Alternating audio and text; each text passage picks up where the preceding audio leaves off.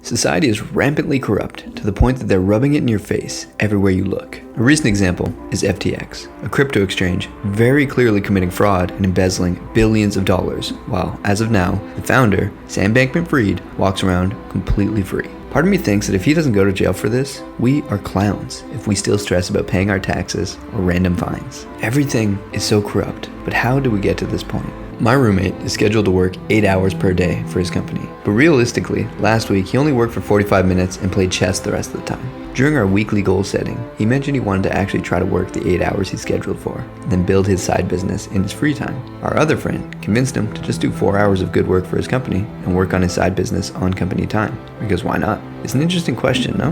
There's many ways to think about it. One way is that, for the most part, if you're working in corporate, you're just a cog in a machine, and if something happened to you, the company would replace you within a day. As stated earlier, there's blatant corruption in everything, and no one seems to really care. The system in general is rotten, and everywhere you look, you're surrounded by snakes. Yes, it's a morally gray zone, but everyone is fine with you working only half the time, provided you get your work done. And so the question becomes, should we really do something just because others are okay with it?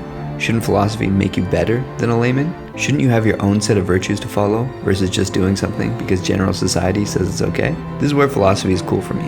You don't need to do what other people are doing. You just follow your own code and your own virtues. If you have a situation like this, what do you choose? You may think that yes, the system is your enemy and is corrupt and rotten, but as Marcus Aurelius says, the best revenge is not to be like your enemy. If you don't like the corruption, if it goes against your morality, does participating in it help alleviate the problem or make it worse? Cato the Younger was notoriously virtuous, to the point that in his campaign against the triumvirate in Rome, he couldn't get anything done. Do you want to be virtuous, or do you want to be effective? You may feel that you want to act virtuously, but then at the same time, you're at the mercy of all those who aren't using the system fairly. There is no right or wrong here. I'm not here to judge whatever you would pick. These are just perspectives from two sides. One is morally right, but doesn't take into account other factors. And one is morally gray, and is justifiable, no doubt, but relies less on your own set of principles, and sort of follows the crowd. What would you do? Take the money and build a side business so you could quit? Or work the full 8 hours, knowing you only have so much mental bandwidth in the day, and slow yourself down? I'll leave you with this quote from Seneca. Devote yourself entirely to philosophy.